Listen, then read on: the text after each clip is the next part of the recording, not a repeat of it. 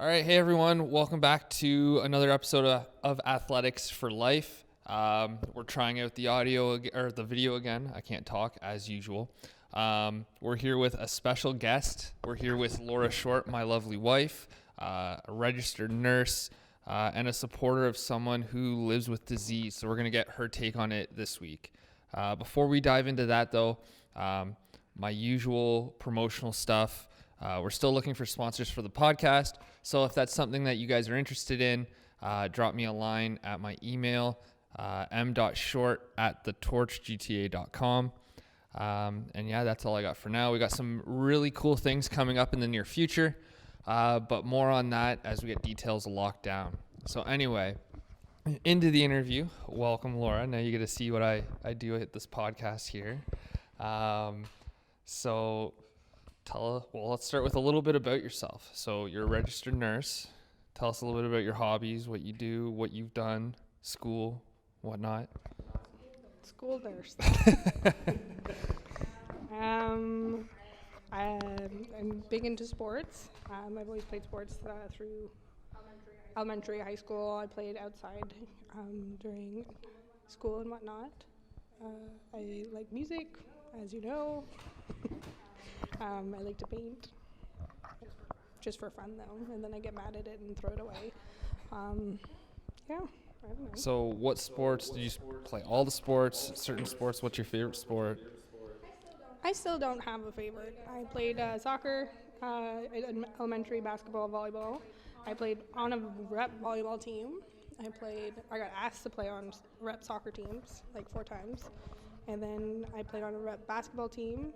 And then first year university, I played actually for the Durham College basketball team because UIOT didn't have women's basketball. So I played for first semester, but then school got really busy, so I didn't continue into second semester with basketball. Yeah, nursing's a little hectic. Just a tad. So really sporty, which is good because we talk a lot about physical activity, sport, fitness, all that kind of stuff. So I guess in hindsight, it was good that you were sporty because my stick has now become physical activity and chronic disease. So you kind of see where I was coming from. You already knew what I was getting at. You've been there as an athlete. I'm really interested in your time as a varsity athlete at Durham College and what that was kind of like what they put you through. Did they put you through the ringer? How'd you feel going through it? Because, we don't really hear too much about the varsity athletics. We just kind of see the game schedule. We don't really know what's behind the scenes, the practices, the physiotherapy, the weight training. So what was that like? It was pretty rigorous because I was the only one in university. All the other girls were in college. So that was kind of hard to keep up with work and the practices. We had 2-hour practices almost every day. And then there were spin classes and there's weight training we were supposed to do on the off season. And then almost every other weekend we had a tournament. We had games on Tuesdays, Thursdays. So it was really rough to do classes and try to keep up with that. It was hard work. We ran most of the 2 hours.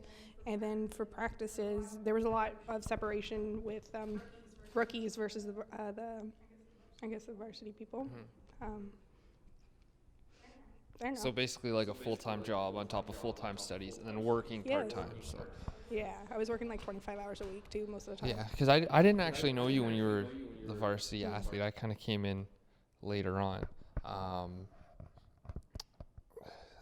What kind of toll did it take on you physically and I guess mentally too? Well, it was exhausting. I was up at 6 to catch my bus. I had an 8 a.m. class most of the time. And then I was at school for my classes because we had 6 courses first semester for nursing. Because typically it's 5, but we had 6. And then I would wait around school. I would spend the whole day here. Most of the time I never packed enough food. And then my dinners consisted of a coffee and a cookie, and then I had 2-hour practice. And then I'd catch the 11 o'clock bus home, and then I would have homework, and then it was 12 o'clock by the time I got to bed. And then I'd wake up at 6 o'clock to do it all over again. Okay, so here's a bit of a loaded question because I know how you feel because we've talked about it before, but for everyone watching, So everyone talks a lot about physical activity being healthy for you, and it's the best thing you can do for your body, for your health, for longevity. But they don't talk about that moderation aspect. So with all that sporting in your life, do you think it was actually healthy, or do you think that it pushed the boundary and was at the upper extreme of unhealthy, as opposed to, how everyone talks about not getting enough physical activity, but then no one talks about getting too much physical activity. Do you think you had way too much? That's hard to say. I wasn't really taking care of myself outside of it, though. So, like, I had the physical activity, but then I didn't eat properly and I didn't sleep enough, and my time management was horrible. And then plus working on top of it, too. So if I had a choice to keep up with the physical activity part of it, I would have not worked so much and ate better. But for the physical activity portion of it, it was exhausting. I think I lost like 30 pounds. I was like skin and bone. I was always really tired. So then it wasn't so much a matter of too much physical activity. It was just you were one dimensional. Like you were just focused on that running, that getting better at the sport. But you think if you would have eaten better, you would have seen like huge health benefits, or do you think you saw the health benefits despite the lack of healthy eating, the diet of coffee and French bread from Metro? I don't know. That's a hard question. Because that's one thing I've often struggled with, because and a little bit of a spoiler alert, probably into a future comment on this interview, but you were saying on the way up here how when I first started with the physical activity, I got obsessed with it. And so it had me thinking, is there such a thing as being so obsessed with physical activity that it's unhealthy? And we hear a lot about overtraining. And one thing that boggles my mind is you have sort of this divide. You have one group of people who say overtraining is a real thing. It can destroy your joints. You can actually get sick from overtraining, certain types of training. But then you have the camp, like, I don't know, you're not necessarily a fan of him, but C.T. Fletcher, who uses a lot of cuss words to tell you that overtraining isn't a thing. Or you talk to, not me personally, but you listen to a lot of interviews with ex-Navy SEALs and MMA fighters who say overtraining is not a thing.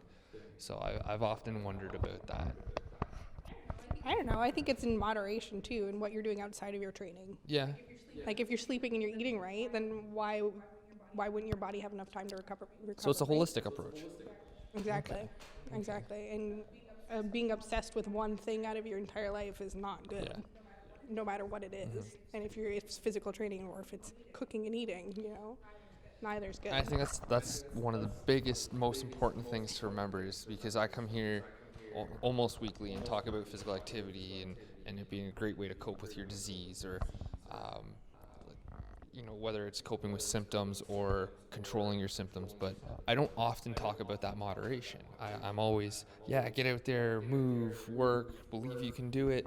And I think back to when I first started, and even before I had a disease, how I was so obsessed with sports, and was that healthy, unhealthy? And then I wonder about people listening, like, do they know that there's not a point of no return, but a point of diminishing returns, I should say. So. Yeah, and that's where I felt like I was at during basketball. Like, I was just so focused on getting my work done for school and then making practice. Yeah. That I forgot about everything else. Yeah. And then I just couldn't keep it up. I slept for like a week, Christmas break, I swear. It was horrible. Well, that's what they say about top-level athletes. And I consider university athletes top-level athletes, just because of the work they put in. Like you've kind of illustrated, is that it's almost more than 40 hours a week that you're Absolutely. really focusing on it. And even if you turn on Instagram, Facebook, anything, you look at these campaigns that these schools have for their varsity teams, and it's insane. There's so much money, and it's worse in the States. They have 50,000 people stadiums for football. I mean, here in Canada, it's not quite that big, but I'm sure it will get there. And yeah, they're constantly saying, these athletes, they live, eat, sleep, breathe whatever sport they're playing, and now you're adding school on top of that, and so it's. I just couldn't dedicate that time. Yeah, and I mean, I give props to any athlete that can do it and stick with it throughout their years, but it's tough, right? Mm-hmm. But anyway, I want to back on track to the supporter role of someone with a chronic disease, because I think that's very important, because in this podcast we hear a lot from me and my side, and I can only provide one outlook on everything, right? I'm the guy that has the disease. I'm the guy that does the physical activity, but you kind of alluded to it when we talked about the varsity sports, is that you become so encompassed with achieving a goal that you forget everything else, and that includes the people in your life, the family, the friends. We heard from my friend Brian earlier on in the podcast about his outlook on being a friend of someone with disease, but I don't think that really gives that supporter role, that girlfriend, wife, parent, sibling kind of outlook. So I guess, what was your initial reaction when you found out that I had a disease? I don't even honestly remember how I told you. I know you didn't know me before my disease. It was just kind of like, oh, hey, by the way. But yeah. I don't know. You were really nonchalant about it. You were like, you almost made me feel like it didn't matter. Like it was just something that, oh yeah, I have. Like, oh, I have an ingrown toe right now. Like you didn't really share a lot. You were very secretive with it, I found. Yeah. To start with. I don't know. So I wasn't worried until you got like upset about it. Until it kind of hit you in the face. Yeah, and because it wasn't so bad when we first started. I was just gonna say, for anyone who's missed my initial story, it started off when Laura and I met. I was actually symptom free. I was just diagnosed, I think, a year beforehand, and had it under control. And it wasn't until a year and a half into our relationship that it really got bad, and I started to really lose weight. I couldn't eat. You stopped taking your meds. I did stop taking my meds. I thought I was smarter than the doctors, which I joke about a lot. So what'd you expect? That's true. I'm wondering though, like, was that a shock? Because like you said, I was nonchalant about it, and all of a sudden there's someone you care about who's lost, I think it was like 10, 15 pounds in a week and a half. Like, what was running through your head at that point? I was worried, obviously. And you were working at my 17 million jobs. Yeah. What's the one in Toronto? It was the Molson Amp at the time. Yeah. Yeah, and you were working like 12-hour shifts, and like you were texting me that you felt terrible and you thought you were gonna like pass out. I didn't sleep all that summer because I was waiting for you to get home safe. Waiting for you to text me because you were so like. But again, you were nonchalant. You didn't want to like do anything about it, and you're like, "Oh no, I'll be fine. I'll get through it. And then you kind of just passed it off, and I think you babied it for what it was. I babied it? Yeah, you were like, "Oh, it's not that big of a deal. I'll be okay." But you were still experiencing the symptoms. But you didn't want to. It was almost like you didn't want to acknowledge that it was true. So, with that lack of acknowledgement, did that affect your outlook on it anymore? I mean, you were going through school for nursing, so I would assume you have more of a knowledge about disease, and a little bit. I was just learning. Yeah, no. But I mean, compared to like someone who doesn't have like an A&P, anatomy and physiology background, or really understanding like the science behind it, the process. I was just learning though. It was like I tried to understand as best I could. I did my own research and whatnot to try to help you as best I could, and diet wise. But at the time when you were at the Molson Amphitheater, you didn't want to talk about it. No. You didn't want to share, so I didn't want to pry because I didn't want to upset you. So now, would you give that advice to someone? Someone comes up to you and they say, because I've had this where someone's come up to me and they've said, "Hey Mike, my whoever in my life has a disease." I think the specific person, their boyfriend actually was experiencing ulcerative colitis, and they said, "I don't know what to do. He won't talk about it. He doesn't want to acknowledge it. He's not taking care of himself." That's essentially exactly what you were doing. Yeah. So, for someone in those shoes, what would you say to them? Because it's a very difficult situation when someone doesn't want to talk about it, but you know that they need help. Yeah. I don't know. It's like that whole, you have to wait for that person to get hit rock bottom before they want to change, because I can't make you change. And I couldn't say anything to make you change. And I didn't want to, at the time, I was your girlfriend, so I didn't want to like push you away either. So I just waited until you opened up to me and talked about exactly what symptoms you were going through and stuff. I didn't want to push you away, but I tried to support you as best as I could, as in like offering you like what makes you feel better, what can we do, like trying to like problem solve to find a solution to make you feel better, to get you through the day. And then I think we decided that you needed to quit the amphitheater because you couldn't do it. And that was one of the hardest things because Yeah, and you felt bad. You felt terrible about it. and I mean, it gets to a point where it's like, at what point am I quitting and using my disease as a crutch, or at what point am I being realistic and I have to take care of myself? It's that fine line. But you also felt the responsibility to make money. Yeah, and that's and a big so thing. letting you know that was okay, that, you know, at this time that's not important in this job, and it was okay to quit. So in a sense, it's letting that person in the support role know it's okay to talk to that person with disease and say, hey, look, like you're human, you're mortal, like you need to take care of yourself. You're not going to be able to tackle things in a normal manner necessarily while you're sick. Not that it's not a normal manner. It's that risk versus benefit. Like, is this job really worth you feeling like crap for 5 days? Yeah, but you could say that about anyone though, really, right? Exactly. But I think that's important to say, because if there's something that's hurting you for so bad, something in your life that's hurting you, and it's causing you to lose other parts in your life, is it really worth it? I full-heartedly agree. Whether it's a chronic disease or something going on. I don't know. That's just my opinion. No, I full-heartedly agree. I think that's very important to recognize. If something's causing you so much harm that you're missing out on a life outside of whatever it is that's causing you that harm, is it really worth doing? And I know that there are a lot of people that feel that they have to do something because that's what they're told they have to do. And and like you alluded to, I fell victim to that.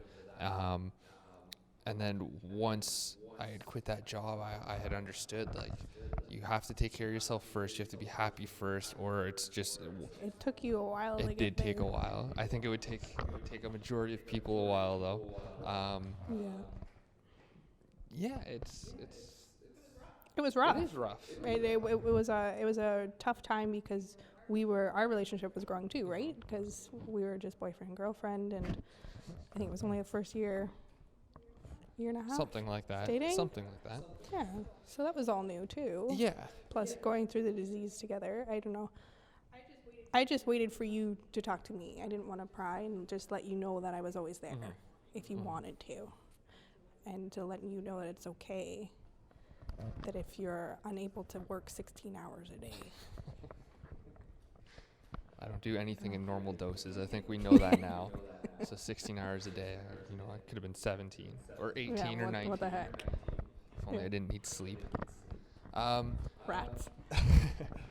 So that being said, so now let's turn focus from the person in the support role to someone in the disease role. If you could give them a word of advice from the supporter role in order to help their relationships, whether that's with a boyfriend, girlfriend, mom, dad, sibling, or friend, what would you say? Don't be afraid. I mean, change is scary for everybody. But as soon as you not talk to anybody, it doesn't help. Trying to pretend like nothing's actually happening. I mean, everybody's body's crappy.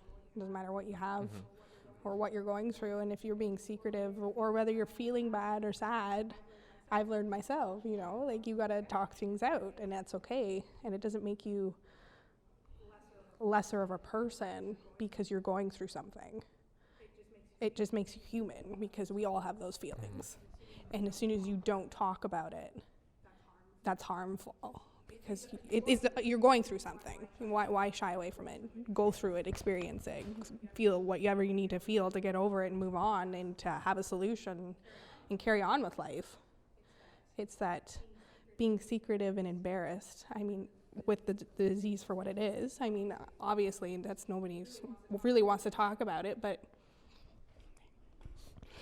it happens. I'm not going to lie, with the disease that I have and all the embarrassing symptoms, it was easier with you becoming a nurse at the time, because you were seeing, it was it wasn't embarrassing because of what you were seeing in your day-to-day studies and your placement stuff like that. It wasn't.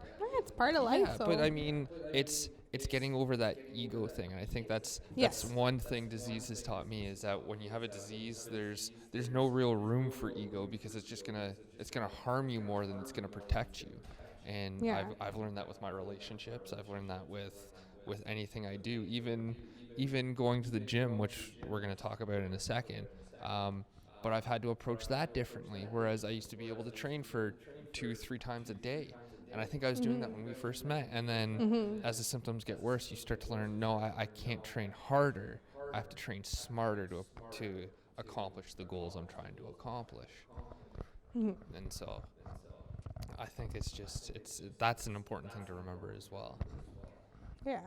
I mean, we're humans. Ego's one of the biggest things we have to get over, Yeah. right? Not the easiest thing to get over, but yeah, definitely. No, nobody wants Definitely to. something that we have to kind of get in touch with. Yeah. That is what I would recommend anybody going through anything. Okay, good. Being honest. Yeah, that's a big thing, and It's hard to do anytime. one thing I really want to ask you, because I've always wondered this. You just waited for me to be I on did camera, because right? this way, Yeah. it's public your reaction. First of all, it protects me. No, just because I used to think it used to get me down a lot because we used to go out for dinners, we used to go out for events, go to the zoo, all this fun stuff, and there were times that I would just leave you sitting there at like the restaurant table. You know what I mean? And I remember. yeah, and so I would have to go to the bathroom, and I had no choice. What was going through your mind at that point, one, and two, for people in that role, that can be a hard thing to go out for an anniversary dinner, a romantic dinner, a birthday party, and the next thing you know, you're sitting there for 10 minutes by yourself. How did you find to cope with it best? That's a loaded question. Slightly. I had to adapt too, as much as you had to adapt to your different limitations, I guess, is what I would say.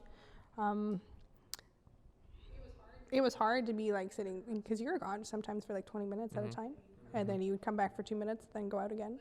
But realizing that, maybe you can't eat the greasiest foods because it upsetted you at the time. You're a little better now. It was a change in our relationship too, because we had to do different things. Like we couldn't go out to eat or be away from a bathroom. We always had to, so it was a learning process for me too, because I didn't want you to be in an awkward situation where you weren't okay and comfortable where you were. So it was, again, brainstorming and problem solving, but we talked about it though, which I think was important. Yeah, and I think the biggest thing from my point of view, it was the understanding that you had for the disease and the environment, the setting, the events that were going on, because if I didn't think you understood, there was no way I was going to share it with you. And so I think that was a big key for me, and I was hoping that you understood. It was also sad. Well, yeah, and it would. I mean, as much as it was a loss for you, it was a change in our relationship too. Yeah, and right? that's why that's one of the biggest reasons I wanted to have you on today, is because it's easy for me to sit here and talk about, life changes. It's always going to be different for the person who is diagnosed with the disease. The people behind that person are kind of the unsung heroes, in my opinion, because no one talks about them. No one congratulates them when the person sick is in remission. It's always that person that was sick. Congratulations, you're better, or you're doing so much better. And it might be that person behind the screen, so to speak, that is holding up that person with disease, who's pushing them forward. I know there were dietary changes that I had to make that I wouldn't have been able to make if it wasn't for yourself and other people that were supporting me and being like, hey, Mike, no, you can't eat the pizza every day. It makes you sick. I'm not going to order it again. Stuff like that. And I think it's really important to hear your side of the story, to hear that you were sad at times, because there's a burden on you guys as well. Yeah. Well, I mean, you had a loss of health when you were grieving and I was grieving too for the loss that we had and changes that we had. But it doesn't mean that you can't like have new ways of carrying on, I guess. But it was sad. Yeah. I was sad. I was sad for you, and I was sad that you were hurting Yeah. too. I don't know.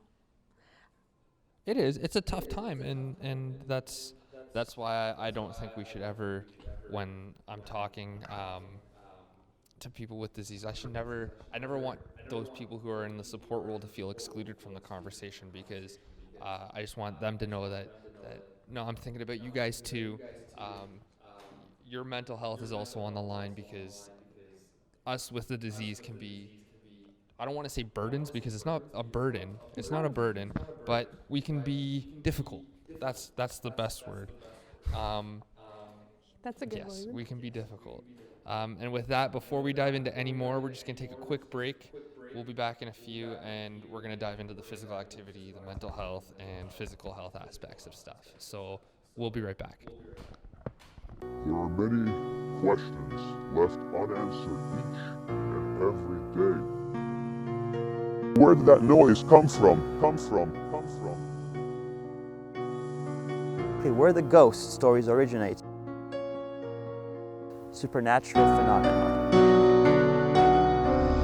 My name is Gabriel Garucci, and you're watching Paranormal Questions.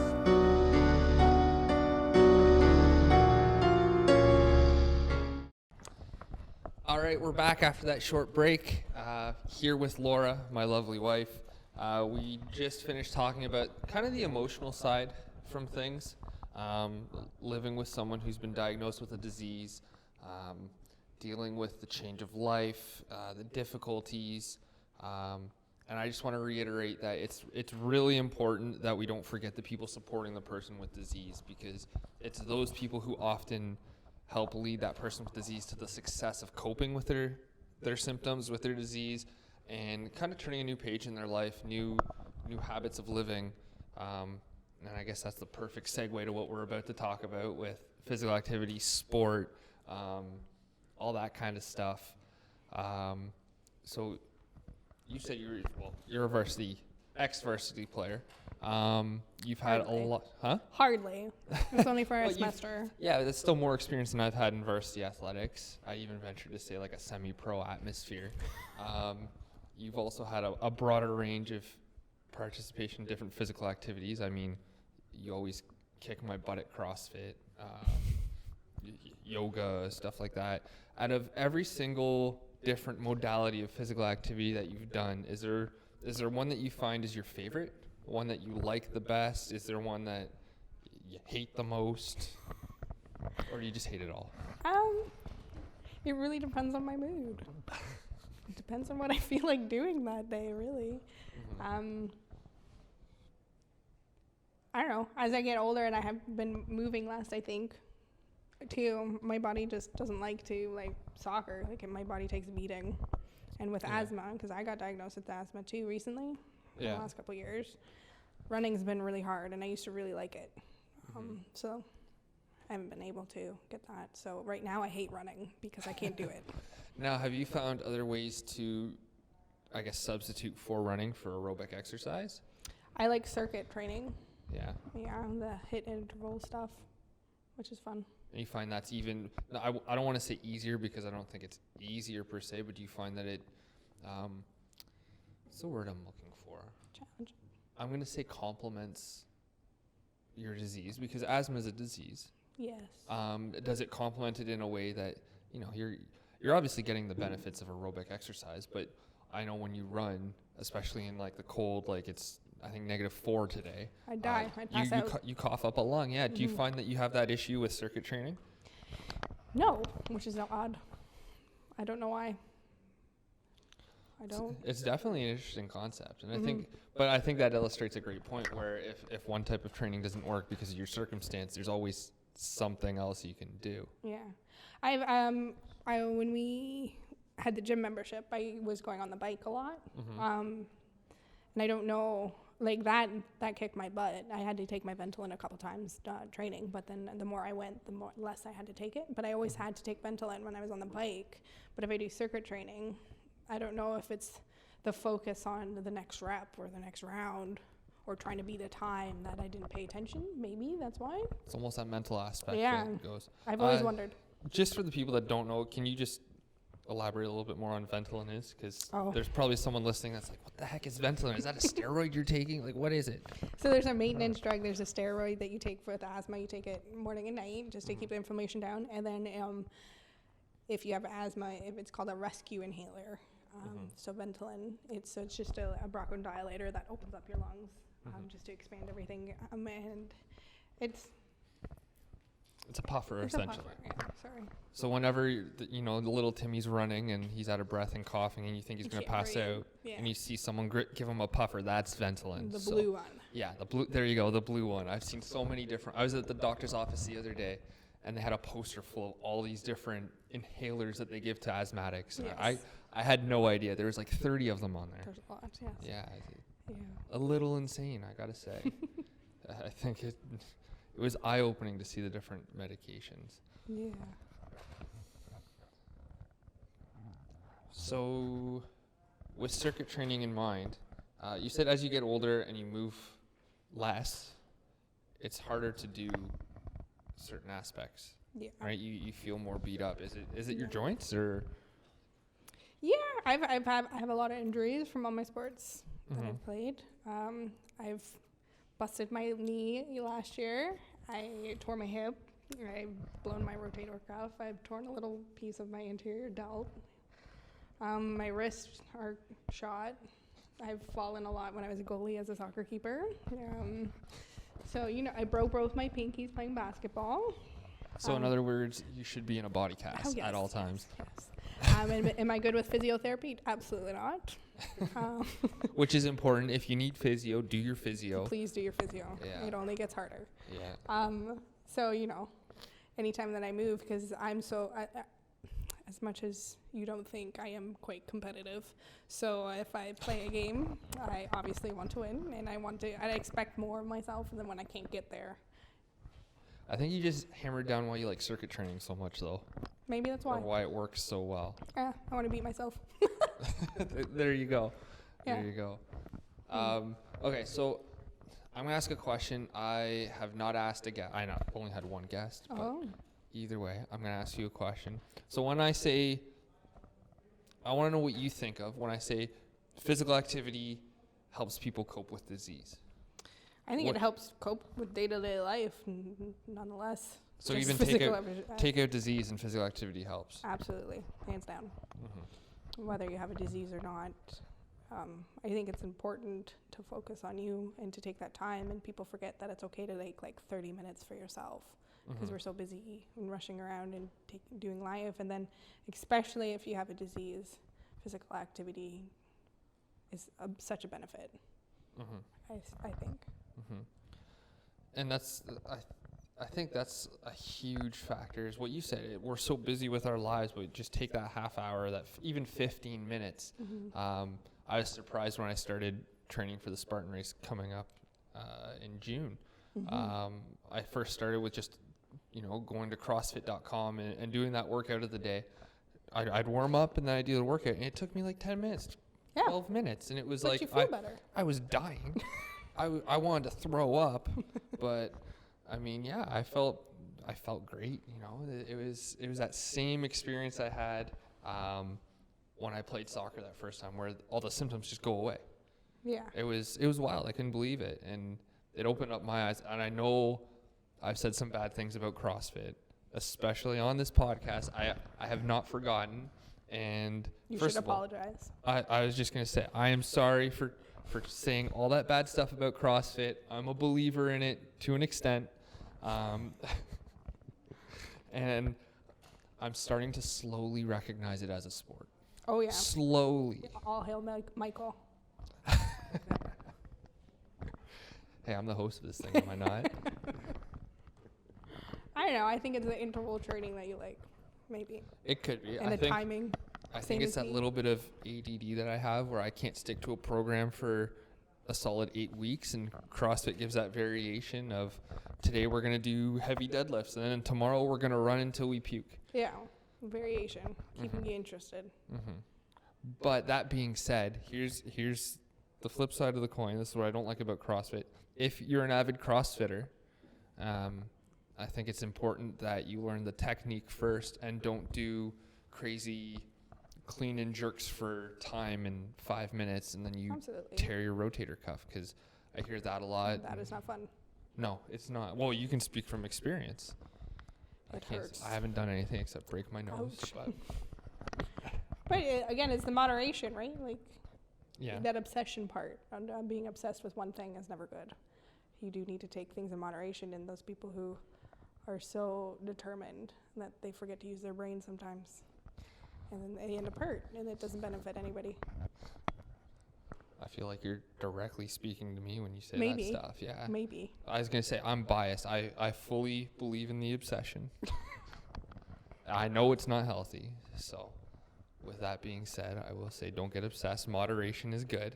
But like you, I'm competitive. Yeah. And I think that's... But to be honest, I think that's something that also helped me discover that physical activity is so Absolutely. good for someone with disease, because when I got diagnosed, that competitive fire doesn't die. I'm sure, as you've experienced, Yeah. that, well, I've played card games with you, and I know that competitive fire doesn't die. But being an athlete, you're so used to competing against other people, especially playing a varsity sport or rep sports. You're playing against the best people in the area that you can possibly play, and you're trying to win. And that doesn't, I don't think that just goes away once you say, I don't have time for this anymore. It doesn't. But I think that also helps, because when you're, and I'm not saying you are, but when you're stubbornly competitive and you don't give up, I think that's when you start seeing results. So someone with a disease that's feeling crappy one day, and they say, you know what, I'm not gonna let this keep me down. I'm gonna get up and I'm gonna do my workouts, my exercise. I think that's important too, though. Yeah. I don't know. I think it's I just keep thinking about the first semester where you were really sick and you didn't really want to talk about it or anything, and you were really upset. And then you joined indoor intramurals soccer? Yep. And then it was that surprise, and you're like, I didn't feel anything. I could play a whole game. Yeah. And I think that was the first time that you didn't have to run to the bathroom. And then the In an obsession hour. started. Yeah. Yes, because you enjoyed the feeling of Well, I was not gonna running say, around it's so much. And not that I know, but it's almost like I can understand that I'm gonna say this, and then next thing you know, people are gonna be like, Mike does drugs. It's those people that I can understand the addictions to something like opiates, where you do them, you feel great, and then when you're not doing them, Terrible. yeah, it's a terrible analogy. It's a horrible analogy. It is. Okay, yeah. Don't do opiates. But you know what I mean? Like, I did sports. I played soccer. I didn't feel sick. I felt great. I was like, I can't stop doing this. And I would have played all day if I could have. You still are like that. Yeah, it has not changed. Yeah, but that's more competitive than out of urge to feel good. But I at played that with- time, I think everybody, I don't know, because you're saying that people who are competitive need to join a sport. No. That's not. I'm not saying they need to join a sport. I'm saying I think that's what helps people to get past obstacles. I think there's that little bit of competitive fire that you face an obstacle, instead of being like, well, I guess that's it. They're like, no, I'm determined to win. I'm determined to overcome. And I think you need a little bit of that competitive fire. I think this might get a little bit political here, but I think we're starting to take that away from people by, There's no score in the game. there's no score in the game. It's There's so no ridiculous. everyone gets a participation. Everybody's keeping score. Well, that's the That's just funny thing I ridiculous. find is, you watch these. My experience has been with kids soccer when I would coach, and 6 and 7 year olds running back to half after scoring a goal, being like, it's 10-1. It's like, I'm obligated to say, no, little Jimmy, there's no score. But inside my head, I'm like, oh yeah, it's 10-1, and we need to even up these teams, stuff like that. But these kids aren't learning, I don't think, and I don't know. It almost worries me that we're going to get to the point where that competitive fire is gone, and we're all just going to roll over when we face difficulties. Yeah. I think that definitely did help you get through that, though. Mm-hmm. And I also think that whether you want to admit it or not, that you wanted to be with other people. I think me and your mom were kind of down your throat a lot during that semester, and you just wanted to see other faces. I get lonely. Yeah. That's true. And I think that feeling a part of the team helped you get through that too, though. I think there is a social aspect to everything that does help. It's I think when you join a team, there's that family away from family that you feel. It doesn't matter if you just met these guys. I've noticed it. There's a loyalty. And playing on so many different teams over the years, and every team you go to, as long as the team realizes that you're willing to work hard for them, and they'll accept you into the team, and then you have another family that you can lean on. And it's kind of funny, you hit the nail right on the head, because looking back at it, those people didn't care if I had a disease or not. And one thing I've noticed when you first get diagnosed or you first start talking about it after trying to hide it for so long is that people look at you different, or at least you perceive that people are looking at you different. Yeah.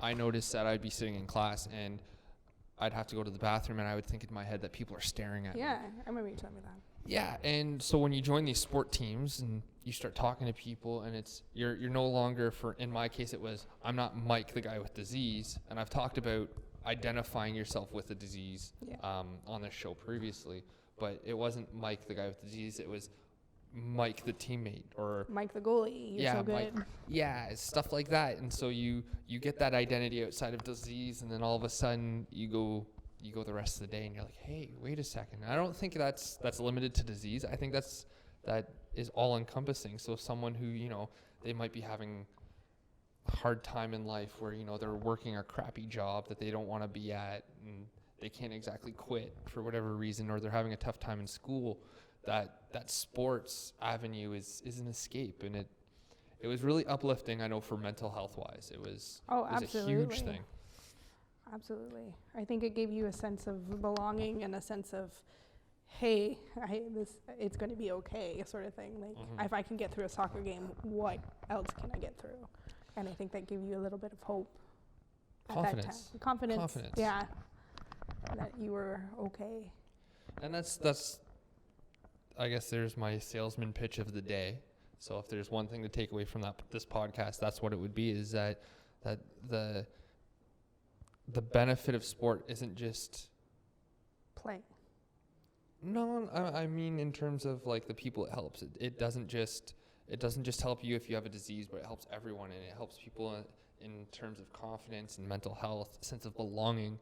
I mean, I don't know about you, but I hear stories all the time of a parent who says, yeah, my kid, he's not confident, he gets bullied at school, he's always down, he's always sad, and then we put him in a sport and he's a brand new kid.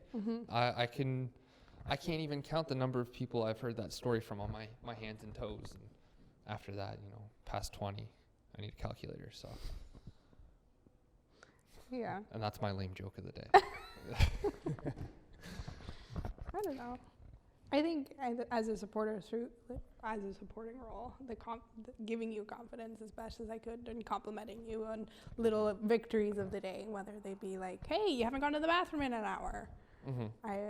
Or, hey, it's been a couple hours. Oh, I only went a couple times today. And I think celebrating those small victories with you. That's another good point, is because that supporter role, like what you just said there, I think that's a good tip for supporters, is encouraging that person with disease when they have the small victories. As a person with disease, you don't think about it. You get past that hour, and the next thing you know, as soon as you start thinking about it, you're like, oh, I got to go to the bathroom. There goes that. Yeah. But when the supporter says it, it means something entirely different. And reminding that person, because you were there every step of the way, saying like, hey, you made it an hour, and that's a big deal. Like, that's something to build on. Now we can look at going an hour and a half, and then 2 hours. And it kept me in check by thinking I should go from being sick to cured. Yeah, and it just doesn't happen. Or sick to normal, yeah. And it's going back to that physical activity dimension of someone who walks in who's out of shape and thinks they're going to get in shape in a week. Yeah, it doesn't happen. No, it took so long to get to the point where you were out of shape. It takes just as long to get better. So if you're sick and you've let that damage happen for 6 months, you're not just going to be better after one day of medication. And I think Yeah. you really helped with reminding me that. So that's something supporters can take away is celebrate the small victories Yeah. and encourage and keep pushing forward. One day at a time. One day at a time. There you go. I think we've said that many times. I think so. And it's almost become our little motto. Thanks to Jay. That's true. So one last thing I want to talk about, because I don't know if I've ever verbalized it, but I respect you for going through for schooling for nursing. I know it's a tough program.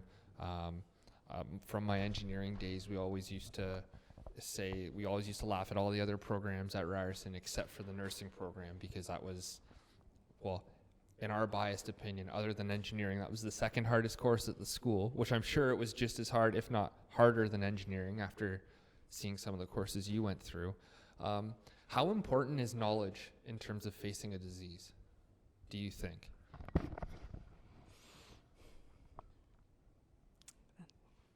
I don't know. That's It is. that's a very big, so let me, It is. No, let me, but we're talking about obsession too. You got Yes. obsessed with researching it. yes. You wanted to know every little thing and what was there to cure it and stuff, and knowing some stuff and understanding like what's going on, I think is important. But to the point where you're obsessing about it, reading every single article out there in the entire world, doesn't help you. After going through it, I'd agree with you. Some knowledge, yes, Yeah, okay. yes, you need Because to answer your question. that's kind of what I'm getting at, is because I find that a lot of time we, as a society, we rely on the doctors for information. I see that it's changing a little bit. I see people coming and saying like, hey, like, no, I researched this and I don't want to take this med or that med. But I also see it as, like you pointed out, it's two sides of a coin, where it's good that you're advocating for your own health, but at the same time, you still have to Respect. respect the training. And so I just, Dr. Google doesn't help though. yes. So I guess it's responsible Yes. knowledge. Yes, it's a very fine line where it's how much knowledge and what are you reading to get your knowledge. That's very important. And finding the right knowledge, absolutely. Know and understand what's going on and know what you need to watch out for. But do it smartly. Dr. Google does not fix things. And I guess I think that's what I was getting at. I didn't mean the obsessive amount of Sorry. knowledge, because like we talked about, I'm at 10 all the time, maybe like even 11. 12. Yeah. But I just meant in terms of like knowing what's going on, knowing the symptomology and understanding it. I wouldn't say even getting into the pathophysiology, the mechanism of No, the you disease, wouldn't but do just that. understanding what's going on with your body. I guess that's what I was referring to, because I think a lot of times, I know I fell victim to this, we just get diagnosed with something and we go, okay, cool, I'll take my meds, and we walk away, and then 6 months later something happens and we're like, whoa, where did this come from? Absolutely understand what's going on. Anything going on with you. I mean, that's just not for chronic disease. It's for anything that's Oh, yeah, happening acutely absolutely. or chronically or under the rainbow. I mean, you should know. You should be informed and understand. Absolutely. Knowledge is important. Yeah, and I think that's been a theme of this episode, is that anything we've talked about so far, it's not just about disease. It's kind of life, Yeah. right? It's easy to apply any of these concepts to someone who's suffering disease and whatnot, but realistically, these are life principles that we're talking about, and that I guess I've brought up in previous episodes. I'm bringing up now. You've just kind of illuminated it better, that everyone can learn from these principles. It's not just people with disease that need to work out, it's everyone that needs to work out. And I think we forget it when we have a disease. You know, like, because you're still grieving the loss of your health. And I Yeah. think, Which is something no one tells you about, No. too, by the way. yeah, and it is, and it's changed, and like you were saying, it's adapting to living in a different way. And to understand what's going on, because I can guarantee you there's not one human being out there who doesn't have something going on. There's always something. And to think that nobody else is suffering like me, I think we need to respect that, everybody's going through something, Yeah. and you should be informed of what's happening. Mm-hmm. There's always a sense of somebody should have knowledge about that. I don't know. Yeah. Did I stump you again? I think you stumped me a little bit there because you've been saying some really profound stuff here, and you're saying it more elaborately and eloquently than I think I ever could. So I'm glad that that I had you on. Mhm. We as a team, Okay. because it's not just me. There are other members of our team, and we'll get to them eventually. I plan on, throwing them in front of a camera at some point. Not to scare them or anything yet, but we'll get there. I stumped you. You did. I'm still trying to collect my thoughts here. Jeez.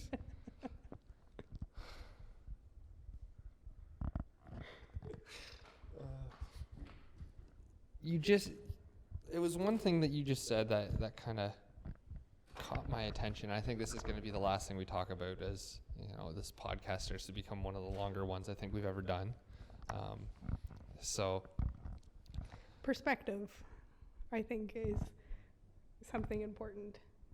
Well, But geez, now you just brought up another You're topic. welcome. Okay, so you need to remember other people's perspective, and I think that was important when you got diagnosed too, that there's your perspective and there's my perspective, and there's you having the disease and I have the supporter disease, just supporter role in my perspective, and letting you know that there is another one, and it's not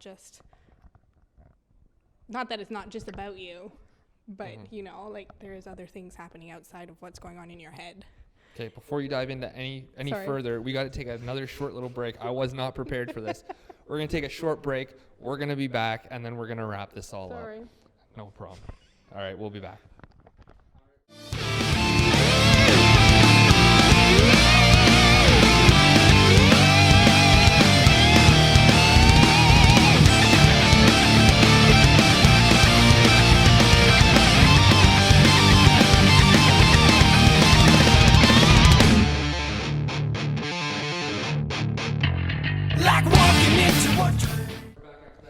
All right, we're back after that short break. We're just going to talk about a few more topics. I was not expecting this, but that's always a good thing. And then we'll wrap this up. So just to kind of go back to what we were just talking about is you were talking about perspective, and why don't you elaborate a little bit more on that? Yeah, I just threw you to the wolves. What do you? Just give a brief summary of what you just said about perspective. Is good. You're welcome. Thank you for that. I just found like you were always on your own head, and you had your own thoughts of how everybody perceived and what was going on, and your own perspective of what was happening. And then I tried to remind you, like, hey, maybe there's not like that, and nobody actually cares, and it's okay to go through this, because how do you know people aren't, or just the change of perspective. And I think me talking about my perspective to you made you feel a little more safe that you could talk to me about stuff. Well, that and realizing that, just because you think someone's perceiving you as one way, it doesn't mean that's actually the truth. Exactly. Because I know that happens a lot with, I know with I myself. think it's just a human thing. I was going to say, I assume other people where you think you act a certain way and people perceive you. Like, I thought people thought I was the angry, weird guy because I was always running out of class as soon as the lecture was done. And then later on, like my fourth year after thinking this in second year, talking to these people being like, no, I didn't really think that. And then, so opening up that vision of like, yeah, I have this perceived notion about how others think of me, but that doesn't mean it's true. And I think that keeps everyone in their shell a little bit more, and especially like when I used to be really shy, that's how I used to think. I think it's understanding that you can't assume anything. You can't assume what people think. But you also said something I guess like 15 minutes ago that I clued in on, and then you dropped the perspective bomb on me and just derailed where I thought this was going. It's not a bad thing. Just saying. But you talked about social support, and it got me thinking about community support. So in the case of something like Crohn's and colitis, there is a local chapter, they call them, where it's a group of people that come together and share their experience with the disease. I don't believe you ever went to any of those meetings, but did you notice a change in perspective of mine after I started going to those meetings? I've only been to a few, but did you notice a big shift? Because I can tell you that I felt a shift knowing that I wasn't alone in fighting the disease. Even though people tell you you're not alone, you're not alone, you're not alone, it's easy to be like, yeah, whatever, until you meet those people. Not necessarily. I noticed a bigger one when you started working out and going to the gym. We went to the gym a couple times here at the school together, and that's the biggest change I noticed. But I think you enjoyed going to those meetings, but I didn't know if I don't know a particular change, but I think you enjoyed it. So almost. Always. Again, I'm biased. So when you said that, all I heard was sport did more for me. No. local Just because community you didn't talk chapter. about it didn't mean anything didn't happen. Because I didn't notice doesn't mean That's anything. true. If you felt you had a change, then by all means. It was just I find that it reinforces that idea that you're not alone. Absolutely. And I think even through this conversation, I'm realizing there's so many complex mechanisms at work when you're dealing with disease. Well, you were on forums. What do I? That was Absolutely, probably the worst thing but I other ever people did, were by the experiencing way. what you were going through, and I think you held on. That's A piece true. of you held on to that because there's other people out there on the internet that were going through the same things and had the same experiences as you, whether it did harm or good, with the good knowledge versus the bad knowledge. You were still, I think, realized that you're not one in 300 billion people that have this disease. Yeah, because that's what it feels like. That's what. Yeah, because that's what it feels like when you hear those stats about disease. Like you sit down in the doctor's office and it's, or not. I shouldn't say the doctor's office because he never threw out numbers like that at me. But you go on to, like, for me it was the Crohn's and colitis site, and you see the 1 in 150,000 Canadians diagnosed, and you're like, wow, do the math. I'm like, that's not even 1%. Good for me. And then you go on the forums and you see it. Yeah, you get that sense of kind of community. Not really, because you're not actually interacting with people. There's so much disjoint. I found that the forums did more harm than good, only because you're getting anecdotal evidence and people are coming off like they're the experts, regardless of their previous experience, their previous knowledge, their education, and they're just telling you, yeah, you got to do this.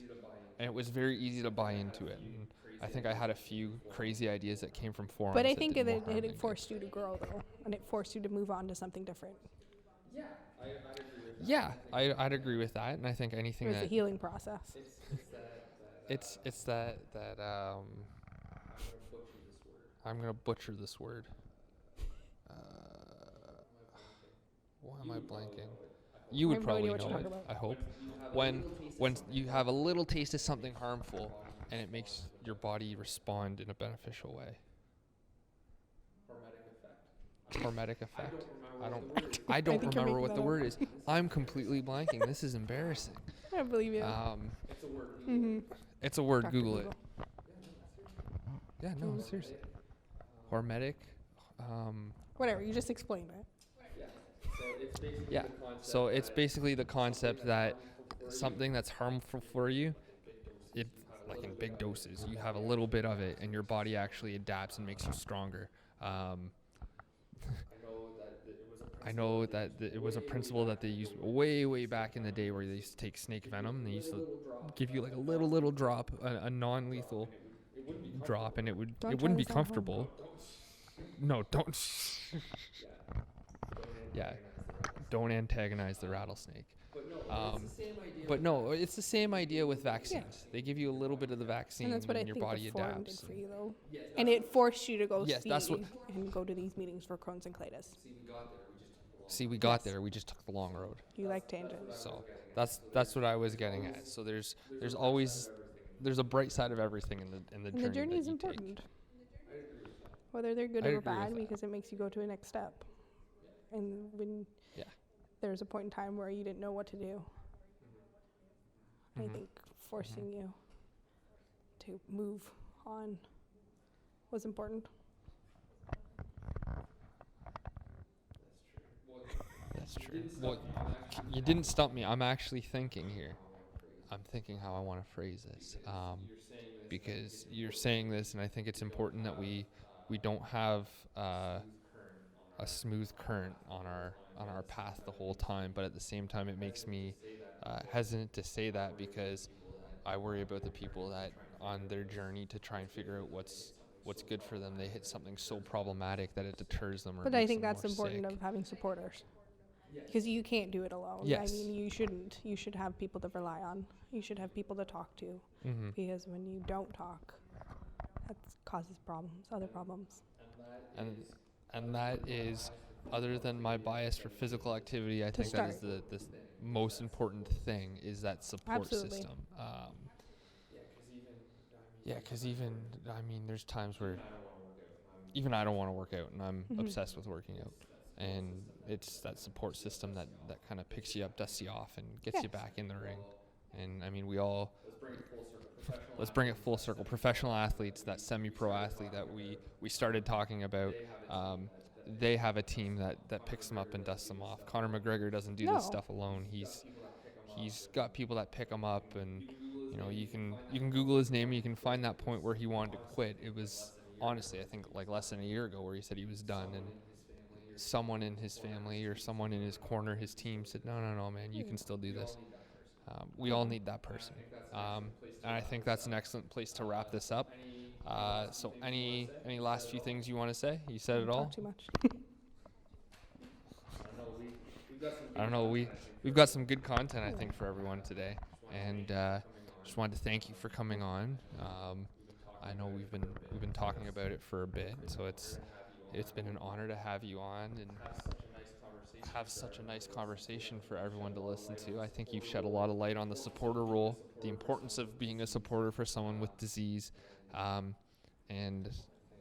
yeah, I think we uncovered a lot. So with that being said, we're going to call that a wrap for this episode of Athletics for Life. Remember, you can send me questions, comments.